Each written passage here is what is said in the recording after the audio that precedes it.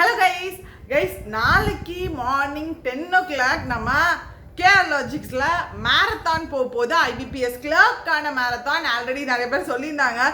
Friday போகாதீங்க, exam முன்னாடியே போயிடுங்க அப்படின்ட்டு. ஸோ நாளைக்கு 6 hours marathon ஆப்டி இங்கிலீஷ் ரீசனிங் மூணுமே போகுது. ஸோ மிஸ் பண்ணிடாதீங்க.